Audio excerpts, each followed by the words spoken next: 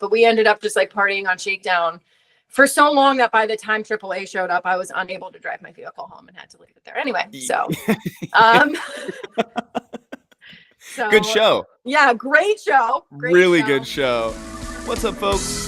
Welcome back to the Best Show Ever podcast, the podcast where we talk about the best shows that people have ever seen in their lives. And I'm your host, Cam Herdt. And this is a really cool episode that we got this week. 2 great episodes, to be honest, like most weeks. But this episode that you're listening to right now is with none other than just an artist friend of mine who I could not wait to talk to. Listen, if you've been to the lot, if you've bought lot merch, even if you haven't seen her booth, you have more than likely seen her stuff collaborated with other people's stuff. We were talking to one of the best ice dye artists in the scene as it stands right now, Dyer On The Mountain. We get to talk about some really fun shows, some just awesome touring stories and lot stories, and but she's so funny. She's hilarious. We really do have a funny conversation here. Jenn was someone who I wanted to have on the podcast earlier. She's like, I don't really fucking do that. I don't really. I raise my kids and I make my art and I go to shows and I save my energy for all of those things. Which who can blame her, you know? But I did ask again. I was like, I really would like to interview you. And this time she obliged. And I'm so glad she did, because it is truly one of my favorite episodes on the season, maybe of all time. Jenn is so funny. And so please enjoy this episode. Also enjoy the other episode that I have out right now with Juliana Bernstein, aka Get Tiny. She's a photographer in the scene, mostly for Goose. A lot of Super Bowl stuff. This year she did the Sphere.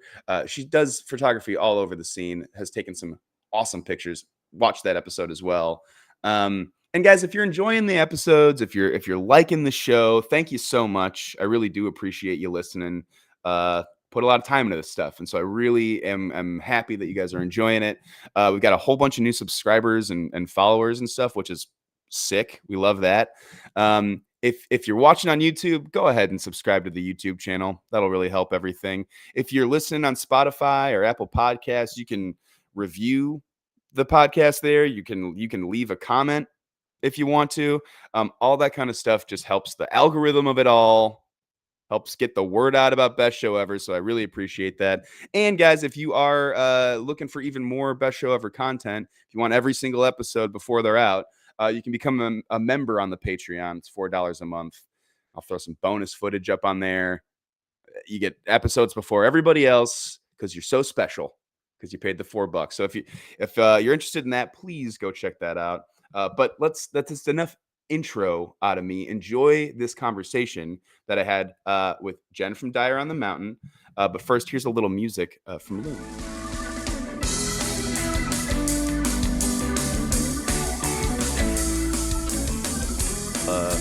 Need a little class on how to do it. But I record pretty much right from the start, and then I'll edit around. The beginning is kind of us just chatting anyway. But yeah, this is perfect. Thanks for doing it. Thanks for wanting to do it. Yeah. I don't know if I wanted to, but thanks for allowing me to make you do this. Yeah, that's fair. Yeah. You are this is funny, and you can edit this out. And don't get mad at her for telling me. But the one day I was telling Maddie, I was like, yeah, Cam asked me to be on the podcast, but I'm just really, here's the cat now. I was like, I'm such an anxious person. I feel like I'll just get too nervous beforehand. And she was like, dude, Cam is also a very anxious person. Do you know that? I was like, no, yeah. I didn't. And so after she told me that, when you asked the second time, I was like, this is just two anxious people talking to each other. It's fine. It's just a bunch of people. It's just two people giggling at what they say. So it's not too awkward. No, yeah. Thanks, Maddie. I'm working on it. I'm a sick person. I know, me too. We're doing the micro dosing, the macro dosing, the therapy. I mean, I smoke so much fucking pot. You would think I'd be chill Yeah. and not anxious at this point, but Yeah. No, the no. weed has actually just had like an uptick for me. I'm trying to bring it back down to a normal level. Yeah. Yeah, I'm like, I like took up a part-time job at a dispensary recently, and I am just getting a bunch of free weed, and it's really hard to not. When you're like talking about Interesting. indica sativa all day long, then you're Yeah. like, Yeah. all right, Yeah. let's smoke. It's funny because I've been thinking about picking that up as a part-time gig. And then I just like start tying shirts. So Yeah. every time I'm looking for a job, I just see a pile of shirts in the corner of the room. And I'm like, well, maybe if I tie like 10 more today, it will equal the same amount that the job will pay me. That's $600 in that pile right Yeah, there. that's Easy. a $600 pile. Easy. Yeah, no, I mean, like it just gets slow in the winter for everybody that does anything. So we got to pick up little extra jobs, and so I'm in there talking about indica and sativa for hours on end. It is a kind of a sweet part-time job, but it's also just like all everyone we talk about is seems weed. chill that works there. Like at the dispensary I go to, like everyone seems chill. I'm like, oh, I could just like hang out with you guys and talk about weed all day. Like, sounds fine. Every other person that comes in is like, can you get a job here? How do I apply? You guys seem baked and fine. I've done it, and I've actually gone through, like, some guy came out and talked to me and was like, send me your resume. And he like emailed me back and was like, I'm super interested. And then I just tied shirts again. It's a trend. This has been going on for about a year that I'm just like, oh, I'll just keep tying. You know where you don't have a boss is when you're tying the shirts. So it's like, until my kids are home, and then I have three. Boss. Then I have three small bosses. That act like small drunk people all the day. So, well, I think that it's important to kind of talk about what you do when we're not on tour, because I think that everybody likes to go out and be on tour, buy cool stuff, see cool stuff on the lot, and or buy stuff to get ready for tour and all that kind of stuff. But we're people who have lives all the way around the whole entire year, even when there's not. True. Yeah, this is true. This is true. Tours going on. So yeah, I are you going to any shows coming up in the winter at all? Are you doing any? I am doing Billy Strings New Year's Eve. Sick. That'll be fun. I used to live in New Orleans for 2 years, and so I have a lot of friends down there, and I haven't been back in like 2 years, which is the longest I've gone without being there for a while. So that'll be fun. And then I know, like, I don't have much planned for January outside of that. But we'll see. Shit always pops up. I'm going to probably try to do Billy in Asheville. I'm just like listing out all the Billy shows, you know. You're going to be seeing Billy Strings. I'm going to be seeing Billy Strings a little bit here and there. And then there's a couple of festivals that looked cool. Like I know Mountain Jam's coming back. I don't know that I would vend those. Like festival vending is a lot of fucking work. You need so much inventory, and then like you have to be set up by a certain time and broken down by a certain time, and or like broken down like or stay set up like through sets I would want to see. So I'm kind of just like, I think I would just go for fun, which is the thing I'm trying to do now. I'm trying not to vend all the shows. I'm trying to just go and enjoy sometimes, because like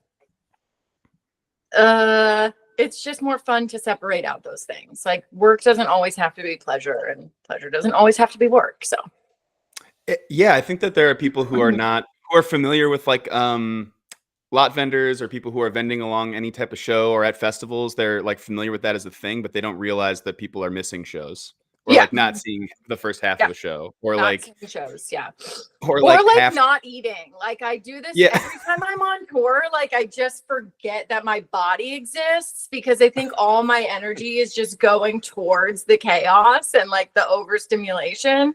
And so like it'll be 2:00 and I'll be like, shit, I have to eat something, but I have no actual appetite. So I just eat like meat sticks and like baby pouches. Anyone that knows me knows that like these are things I have on tour. I'm constantly like slinging out baby pouches. I'm like, have you eaten vegetables today, people? Yeah. This has nutrients in it, remember? Yeah. Nutrients? Yeah. Do you remember? Remember how you need them? Yeah. Yeah. Yeah. And also, yeah, like taking a big lunch in the middle of that kind of a day feels like a huge luxury that you're not able to take. Yeah, like, no, it's kind of especially, prime time. yeah, especially if you're vending by yourself, which a lot of us are. And I think people usually will like try to caravan in together and set up next to each other like as much as you can, but sometimes it's a fucking shit show. Like, Yeah. it's funny because every once in a while people will reach out and be like, hey, I want to try vending on lot. Like, what do you recommend? I'm like, I don't know. Like, you show up every time and no one fucking knows what you're gonna get. Like, you could get into a lot in like 5 minutes and it's $30, or you could get into a lot in 7 hours and it's 150. And like, no one's calling the shots, nobody's in charge. So it's just kind of like interesting how chaotic it gets sometimes. And so like if you don't end up set up next to someone, you just have to like find ways to survive all day. Yeah, like next to some stranger, you're like, hi, I haven't eaten. Yeah. I don't think you have either. What's up? How you been? We haven't talked yet. Yeah, but everybody's so cool. I mean, like you end Yeah. up forming, that's my favorite part about it, is like you end up forming these like little families of people. And once you're on tour for a while, it's cute. One of my favorite things is like once everybody like, gets kind of their tent up and like out of their car and starts like strolling around, is everybody starts saying good morning. Like we all saw each other the night before, like you slept in a parking lot or you went to somebody's couch or something else, but like everyone's like, good morning. Have you had your Good coffee morning. yet? Raising It's so the mug. delightful. Like, I love this. Yeah. I mean, like you said, there are parts of it that people don't really expect, and that it isn't just driving around to all the shows and selling some shirts and then driving to the next one. Like there's a lot that goes into it, but yeah, I'm sure there are some nice moments. It's cute. A lot of nice moments, a lot of weird moments, a lot of nice moments. Love it. Yeah. Love it. I'm sure we'll talk about some of those moments along the way here. But what was the first show you ever saw in your life ever? My first show I ever saw in life was and I looked this up yesterday. It was 1999. I was 11 years old and my mom took me to go see 98 Degrees in Wow. Hershey, Pennsylvania. I think it was either Hershey or Montage. My mom was a big 98 Degrees fan. She took binoculars because the primary reason she wanted to go was because she told us that Nick Lachey has a big package. And You're 11. Okay. I'm 11. It's honestly funny in hindsight. I was thinking about this as I was like preparing for the show, that like my mom isn't a funny person. Like, and she's not that crude or anything. Like, she's not. I have like very distinct memories of her cracking like what some might consider like inappropriate jokes. And there's like three times in the 36 years that I've known her. So it's pretty funny to me in hindsight that she was like, I want to go look at Nick Lachey's dick with binoculars. Like, okay, fine, mom, sounds good. Yeah. And I'm bringing the girls and we're going to go see Nick Lachey's package. Hey, 98 Degrees and Nick Lachey himself, oft forgotten in that era. We talk about Backstreet Boys and we talk about NSYNC. Yeah. And I did decide as I was looking up that tour, like what year it was, because I couldn't remember how old I was. I decided I am going to revisit. So I can report back for a part 2. We can do like a spinoff if you want on like just 98 Degrees at some point. But yeah. And each of their individual packages we can talk about and all break down. Packages. That's a different podcast. It's a breakdown podcast. It's a recap, really. A recap. Yeah. Behind the greatest show ever made. The best show ever made. That is so fun. Was it just you and your mom or your sisters or I think my sisters were there.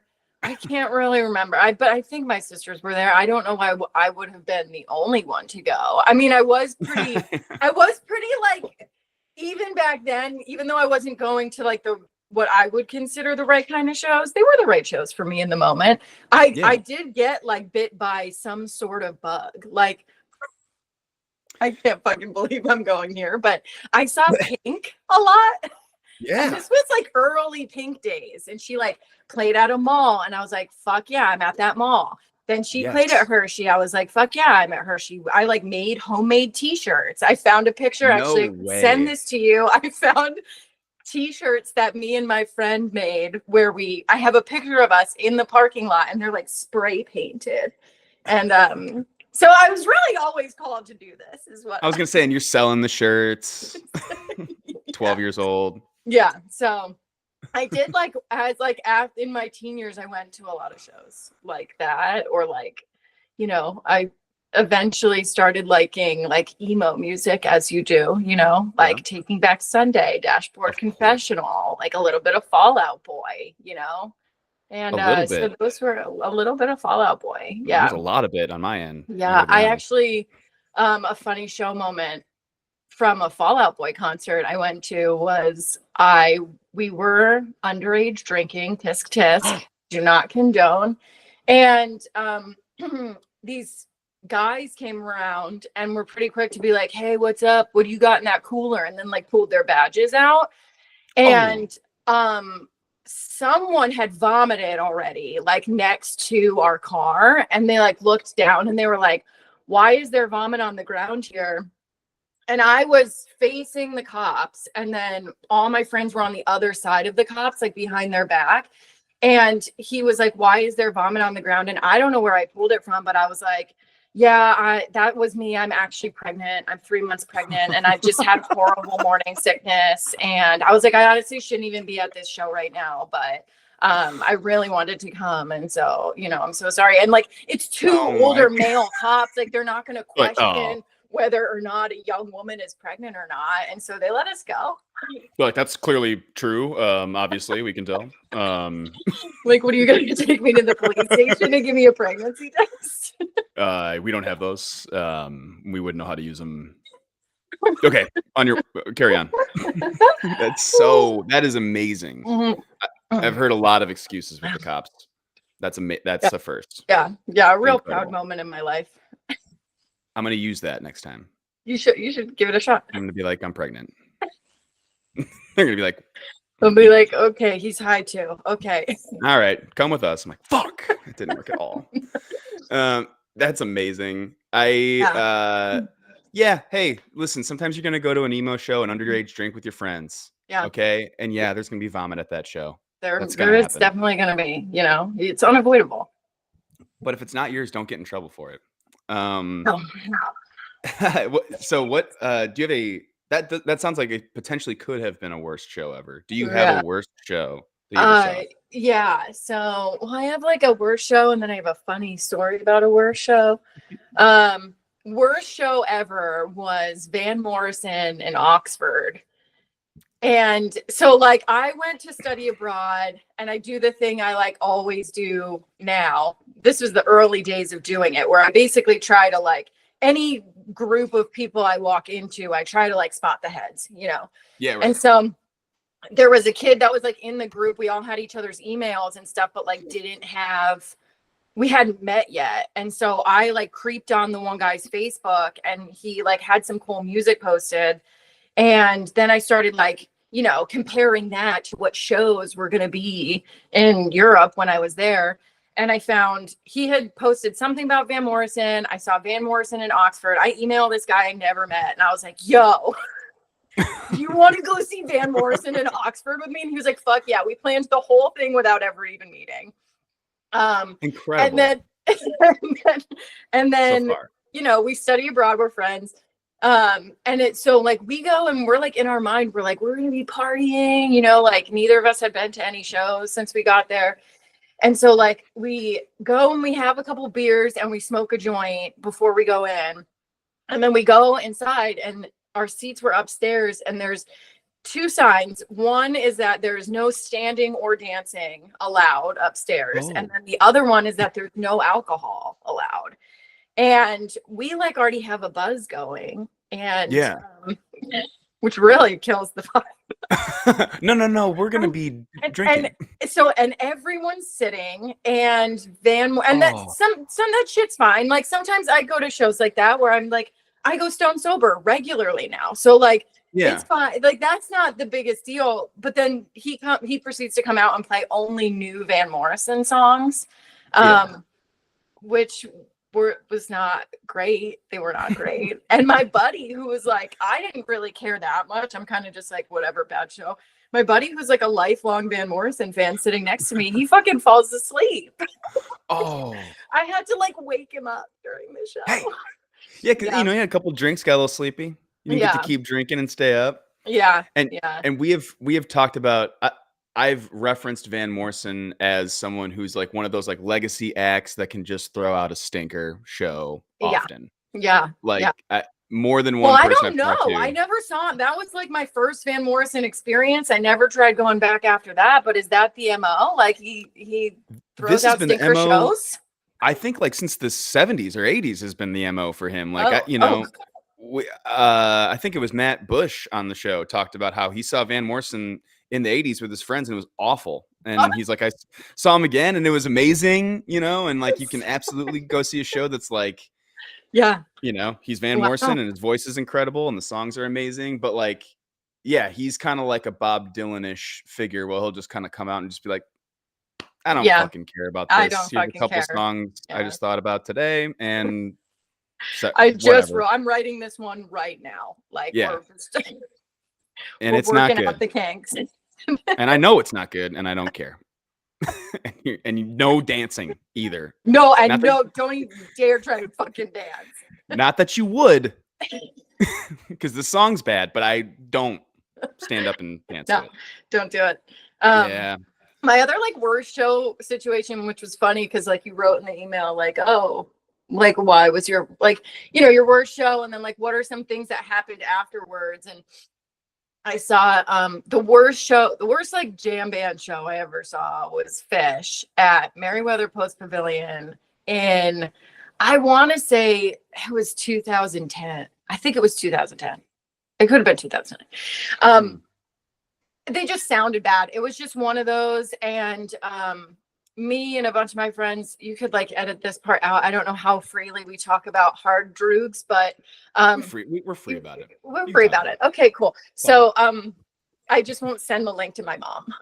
For sure. So me and like a bunch of my friends dosed for this show, and I was like the veteran drug user, and then like my friends were all tripping for the first time ever. And so like they were kind of looking to me for guidance, which like you think would have deterred me from eating like 5 hits, but it didn't. And like, so they were all like, and it's like, it was one of those Phish shows that was like a lot of evil Phish, as I like to call it, but like it also didn't sound good. Like it wasn't good evil Phish. It was just like confusing evil Phish. And so like everybody just felt a little like confused a lot of the time. And I had no advice. I just kept saying stupid ass shit. Like, you just got to ride the wave, man. Like you just don't fight it. Yeah. And now like I hear myself saying those things in hindsight and I'm like, you fucking idiot. Shut up, Shut dude. the fuck up. Oh my God. Yeah, no, I can talk about the like taking more than your friends who don't dose at length because that was a college move of mine. Is here you go, guys. You've never done this. I did this with a different group of friends. I'll take 5 grams of mushrooms. You guys can just do a little just take a little nip or something, and then I'll freak out in front of you for 6 hours. Totally nonverbal. As fuck. Just like you are as confused as they are. They're like, Cam, is this bad? I'm like, yeah, it is bad. It's not good. No, but so they're kind of like looking at me for guidance. I'm also confused and not providing any. We all lost each other for, I know, like extended periods of time. And then after the show, we like went back to our hotel. We had like really prepared for the evening. Like we just had like all these fucking toys and shit like in the hotel room, and like a bubble machine and like weird squishy ball things to play with. That sounds so bad. Yeah. Cut that out. This is tripping at a show in the hotel room. And calm down. To relax. And we had the best night. We were just hanging out all night laughing. Like had a blast. And then we go home in the morning. Obviously we do not sleep. And I don't know at what point in the car ride home, we were like, let's just get back to Philly and wake up all of our friends and demand that they start partying with us. And we did that, and they all did. Everyone did. Everyone woke the fuck up, like sat up out of their beds, and we're just around them, no sleep. Like, we're doing this, guys, Sunday fun day. And they were like, okay, yeah, let's do it.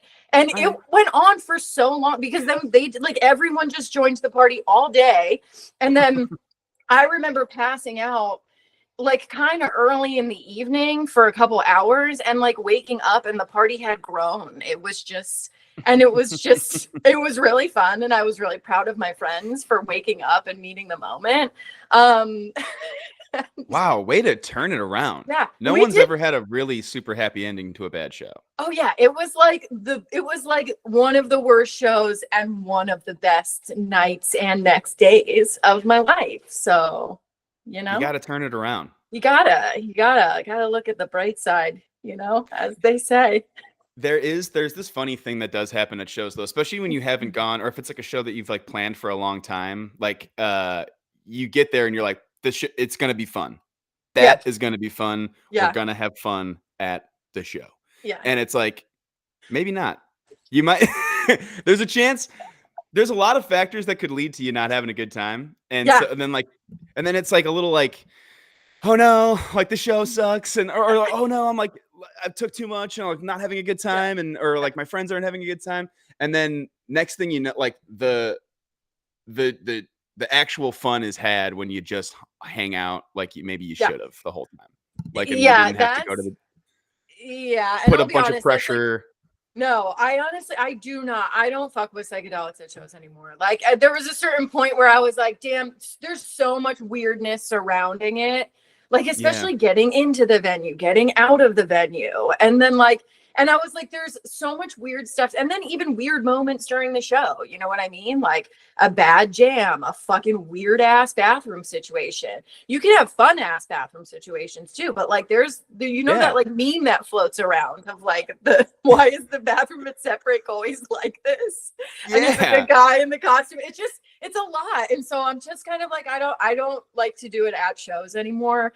I accidentally did recently, which is funny because I was kind of like, oh, maybe that's a thing you should revisit. Like, I haven't really tripped at a show in, God, since before my son was born. So like probably close to 10 years. And so I was like, I should probably revisit tripping at shows. Like maybe I would enjoy it now. And I accidentally tripped at a show recently. And I was like, no, we didn't miss this, you know? So I try to keep my psychedelics and my shows separate. At this stage in my life. There's just a lot of factors as you become a parent, which I am not. Yeah. You deal in risk a lot. You're do. Like, what's the risk factor of any given situation? And yes, you try to mitigate, and not taking psychedelics at a show really helps mitigate a lot of risk. It does. Yeah. It's the foresight. You don't know who you're sitting next to. No. You know? No, you just don't know what's going to happen. I mean, venues are weird too. Like Philly on Halloween, that venue was fucking terrible. They were like, there was a bunch of people in the pit and like they started getting really strict about it. And it's not like it wasn't overcrowded and like no one was misbehaving. But like at a certain point, they started coming in and checking people's wristbands that were like already inside the pit. And they were kicking people out. And so I stayed in for a little while. And I was just like, oh, I'm just staying in this pit until I'm about to like piss my pants. Like I know I'm not getting back in here. So like we are staying for as long as we can.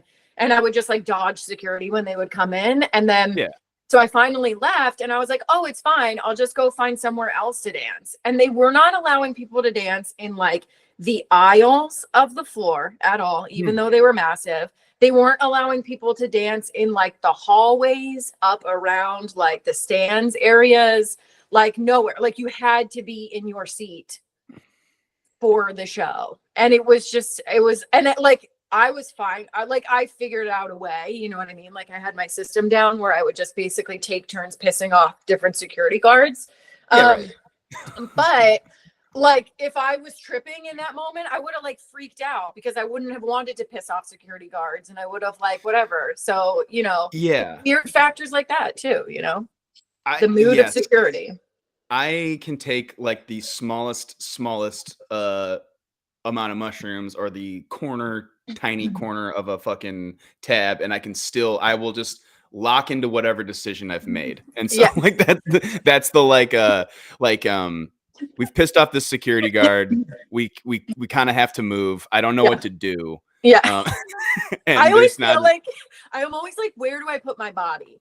And this is honestly even a sober thought. Like when security gets weird, I'm like, where do you want me to put my flesh prison? Like,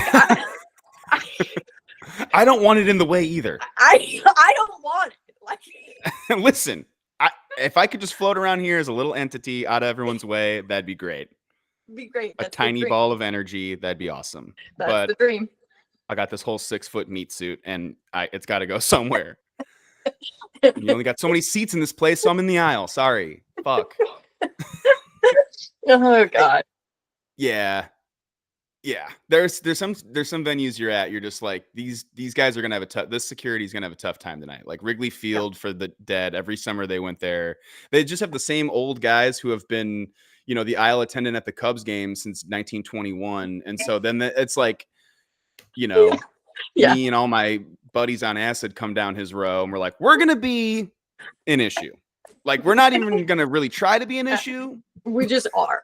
We're not even really drunk. No, we're just excited, and we're sorry, and we're gonna dance. Yeah. And sometimes our friends are gonna come up and talk to us in the aisle behind us. Yeah. Because like we had like the last row recently in Wrigley, and we would have like, people would spot us on the end of the section, and so they'd be walking through, they're like, oh shit, hey, and like stop and talk for a second, and then the aisle attendants are like, move it right now with a flashlight in the dark in the middle of the show. It's like, I know.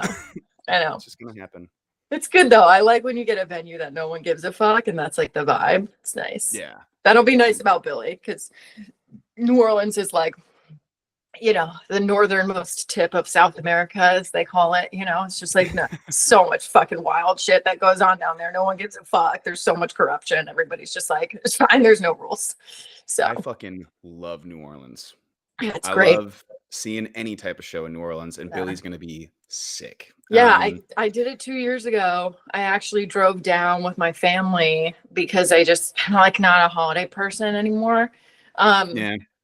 So I was like, fuck it, I'm skipping Christmas. And we drove down and spent 2 weeks in New Orleans with friends. I mean, we just have so many friends there that it like lucked out that we had a free place to stay. And just celebrated Christmas there, and then did New Year's Eve, and it was super fun. Hell yeah. I'm going to stay a couple extra days and just hang out and enjoy the city, because I miss it when I'm not there. It's such a blast. Yep. It's like a perfect city to vacation to. I would love to live there too, but I've loved every time. I mean, it's funny. I have to bring this up since we're talking about it. And like, I have the audience for a moment, because I'm always like, there's not a lot of deadheads in New Orleans. I quickly found. But it's really funny to me, because the things that always drew me to New Orleans are the things that like draw me to the Grateful Dead, which is like the idea of like ultimate freedom, and the fact that like you can't be the weirdest person in the room, there's not really, it's a lot of anarchy to it. And so, I got that feeling I'm trying to think, I guess I started listening to Dead music first, I think. And then I started going to New Orleans regularly. And I saw the same things, and I always thought it was interesting that I lived there, that like I didn't ever find a lot of heads in New Orleans. And so now I have this working theory that like the two entities are like too much together. You know what I mean? Like when you think about the drug bust, and then this whole theory was spun up late night on Bourbon Street, actually the year that Mayer got appendicitis and they had to cancel the shows down there. Oh shit. Yeah. And I was on Bourbon Street with my buddy the night the shows that were supposed to happen, and we spun this up. We were just like, it's just too much. Like New Orleans has all the freedom and the Dead has all the freedom. So like together, it's just the universe is like, no. These are two different things. First of all, just the energy in New Orleans alone when you're walking around is nuts. Like just when you're in the city, it feels unlike any other city. And you can feel sort of like the history, good and bad, when you're walking around there. Like that's a city that wow, we are really getting off topic here, but that's a city that I don't do like walking tours. Like I'm not like a big like sit behind a tour guide guy. I did like multiple tours in New Orleans that I was like, this was like the coolest shit I've ever done. Oh yeah. I mean, the thing I miss most about it is just like riding my bike around town because of that. Like you can feel it as you go from block to block. It's nice. It's cool. And I think that the Dead, when they come through, or any faction of them, they change the energy or the pH of the area that they're in, and it is too much. The energy is really already super high in New Orleans. And the Dead's like, you know what? They're good. We're gonna go to fucking somewhere.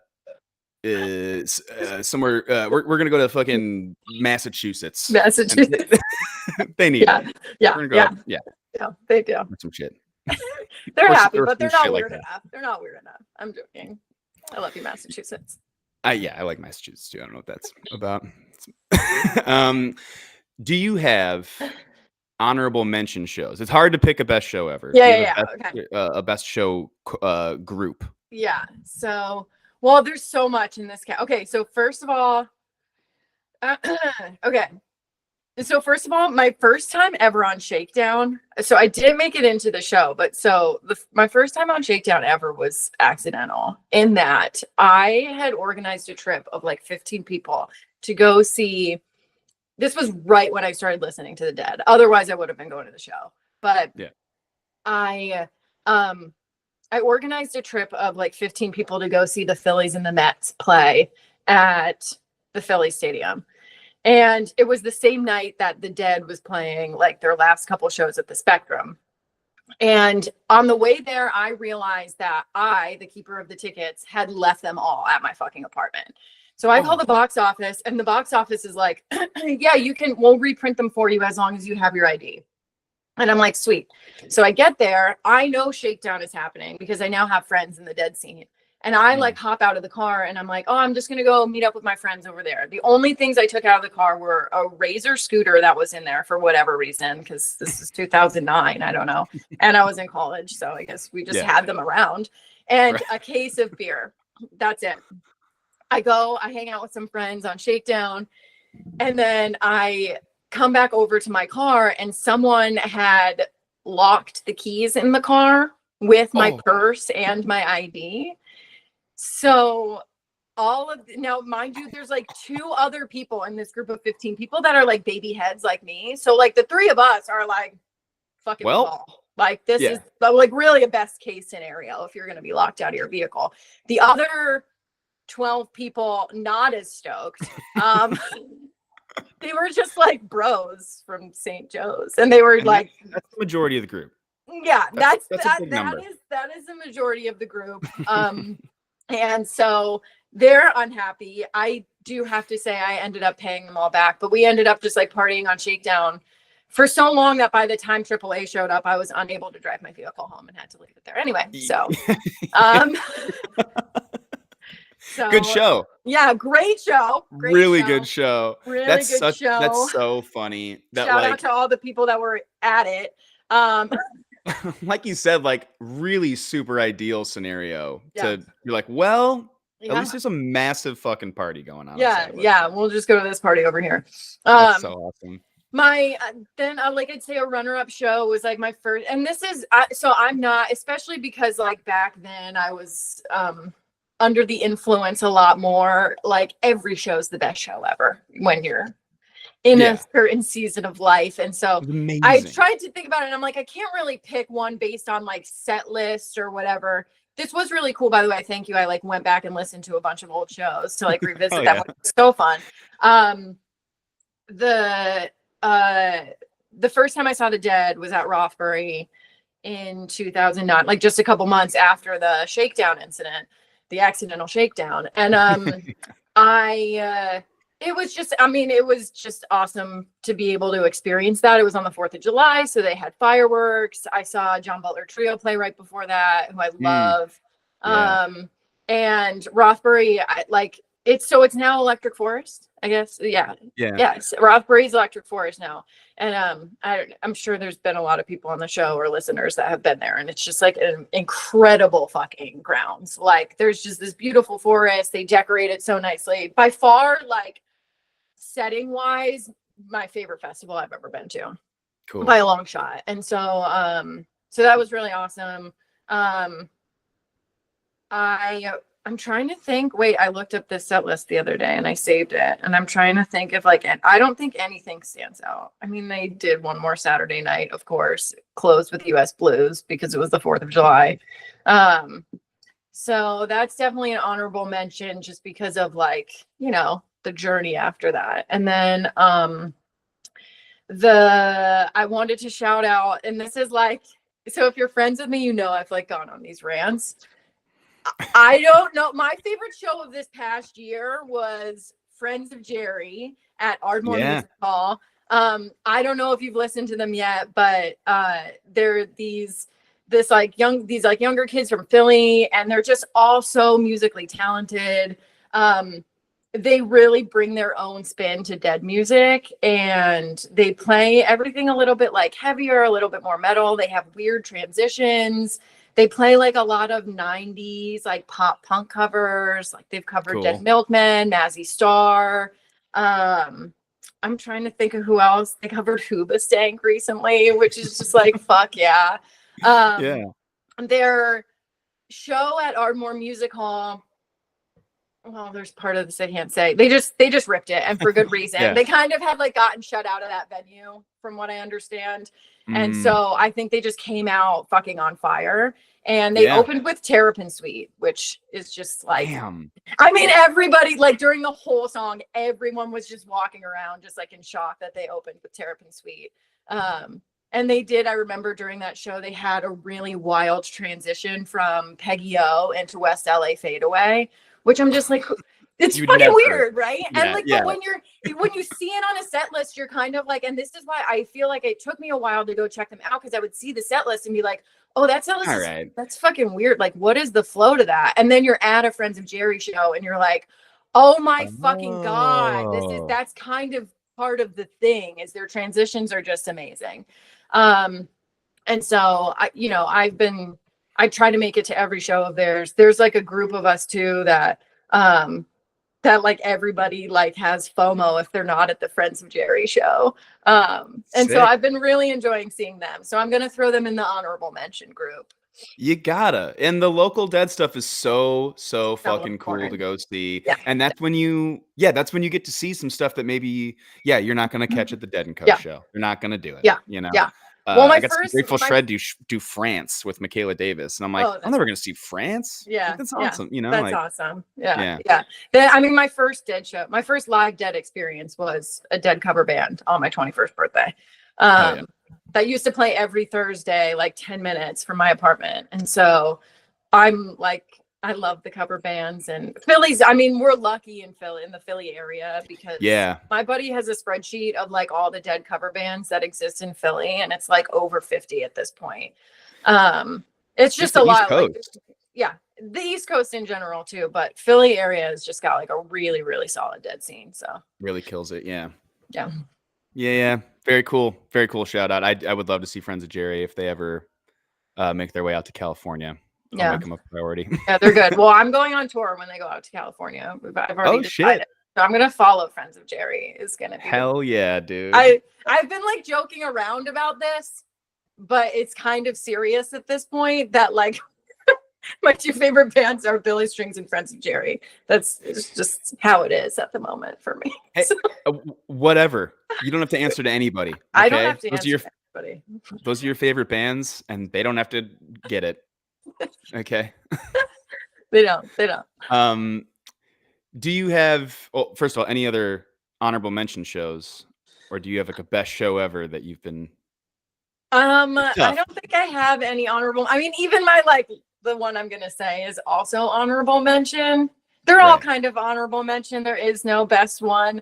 This one, I think I had to pick it because it was the one that like blew the lid off for me in Yeah. terms of like realizing this is how I could spend my time. So the first time I saw Phish was at Bonnaroo 2009. This was like a few months after Accidental Shakedown, but before Rothbury, before I saw the Dead. And I had been seeing the Dead cover bands, but like I went to this festival, I went to Bonnaroo, and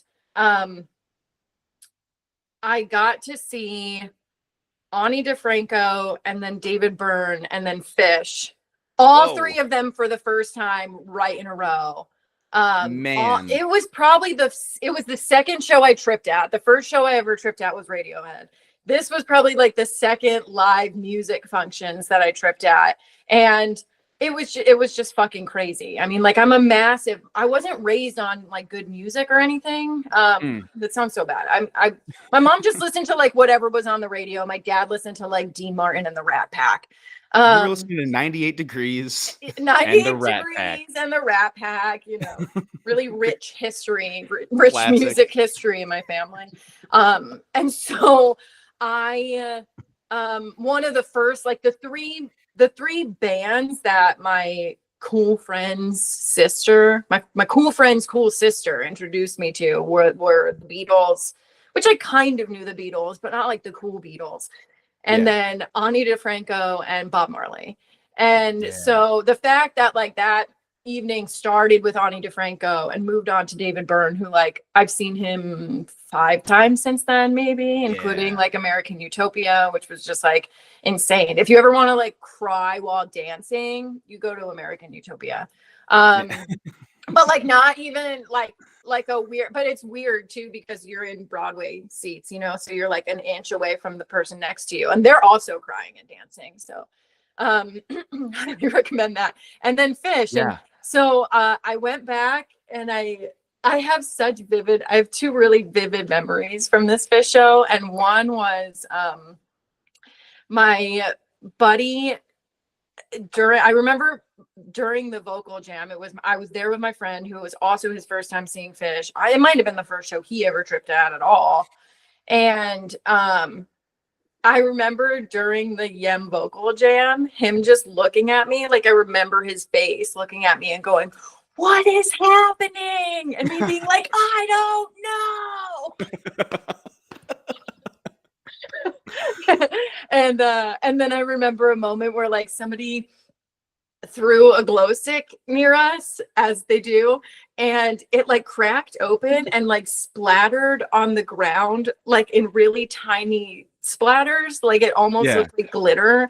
And my other buddy was like standing next to me, thought he had like discovered like glowing dirt or something, and like his like immediate reaction was like he got down on the ground and was like picking it up. And I remember him looking at me being like, "What is this? What is this?" I'm like, "I think just a glow stick broke, dude." He's like, "That can't be it. It's got to be glowing dirt." So like I just have cool memories from that. And in fact, I remember afterwards, I don't remember like what the after shows were, but I was like, I can't. I was like, I need to go lay in a fucking field and process what just happened to me. And that's what I did. I skipped all the after shows and just like laid in a field in Tennessee and was like, "God damn." And and then I just like never stopped going to shows. I shouldn't say that. I did take like a hiatus when I was pregnant and had infants. Just because I know people like go out and do that stuff. I would go to like Phish, MSG, just because it was like easy, and the company I used to work for had a suite, and I was like, okay, I'll do those shows. But I didn't really do a lot of shows when my kids were super young. So in that way, it was just kind of like the one that blew the lid off. I was like, oh, I can just keep doing this for most of my life. And I did go back and re-listen to it, which was interesting. It wasn't as bad as I thought it was going to be. I was like, okay, this is like 2009 Festival Phish. I'm looking at my phone because I screenshotted it. There was a cool Possum into Down with Disease. There was a cool jam there. They played Divided Sky, which has always consistently stayed like a favorite Phish song of mine. Same with Harry Hood. they played that. And I knew some of it, like I knew a lot of it. Like anything they played from Farmhouse, I knew because my sister liked Phish when I was a kid. I hated it back then. Right. So like they played a lot in the sense that like it was nice almost that it was like a festival set for my first show because I knew a lot of the songs and stuff and could kind of like ease into it a little better.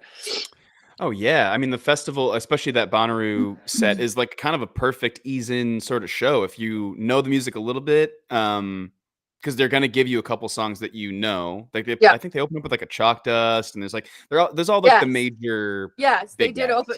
They did open with it, and they. Why do I fucking know that? Why? In what is that gonna help me with?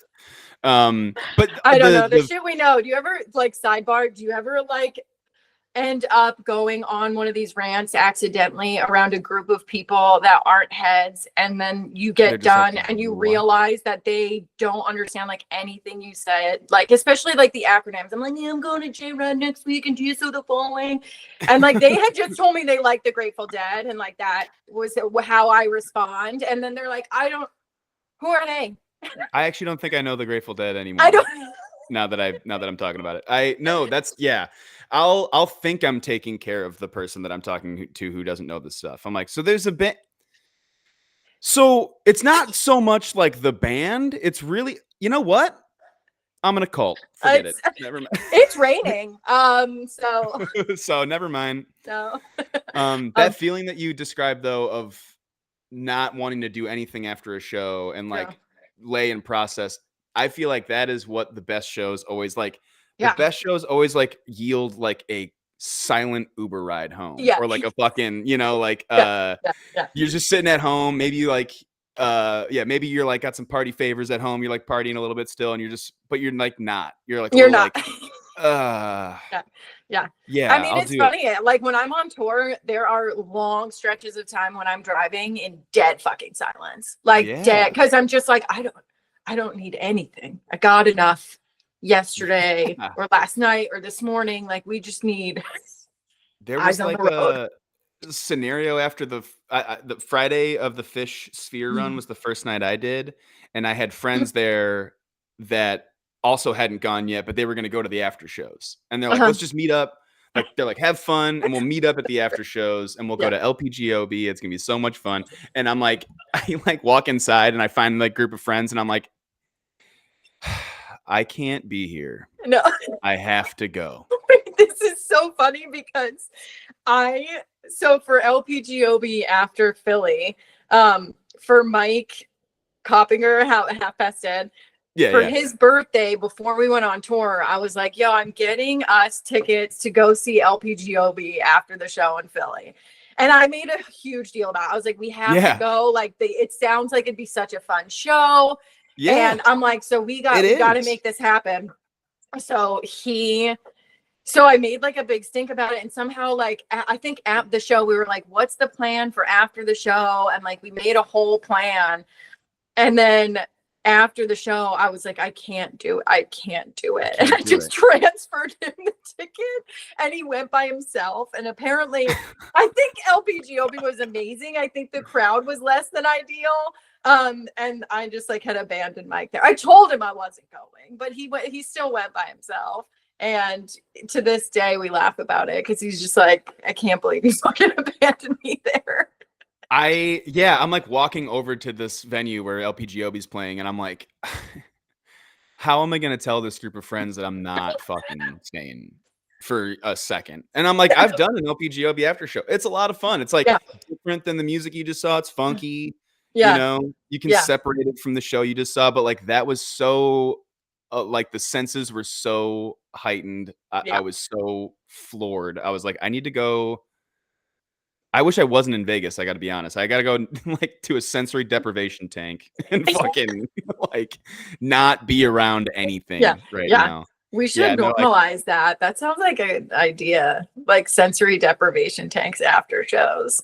Different type of tank after a show. There's a different kind of tank. There's all these people just stepping into salt water. We could do tanks on tanks. You know what I mean? You got like little hoses going into the deprivation tanks. Just Like, someone check on Jenn. She's been in the tank for a long That actually time. sounds like honestly fucking heavenly. Yeah, it sounds awesome. Put me in the fucking tank. I don't give a shit. We really stumbled into that.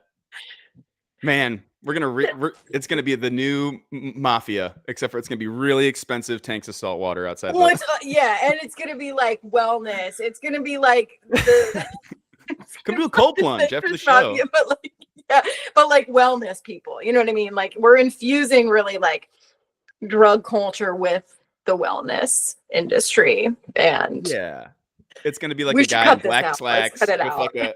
It's too dangerous. Yeah, never mind. This idea. It's bad. They're not ready for it. That's the problem. That is the problem. Honestly, Dead & Co would probably love that. They'd make so much money off of it. You just put a Steely on the fucking tank. People are like, yeah, it's Jerry's hand tank or whatever. And everyone's like, fuck yeah, get in. This is a part of the Sphere experience. Watch. You heard it here first. The show was great, but did you do the tanks afterwards? Not those ones. I like honestly... this.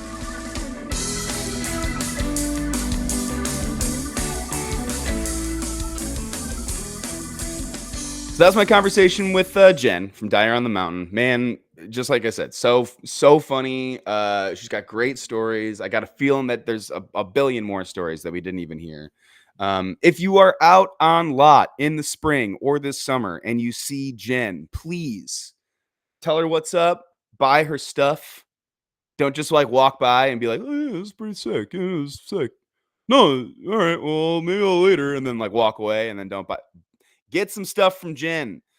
Jenn also collaborates with with so many artists in the lot scene.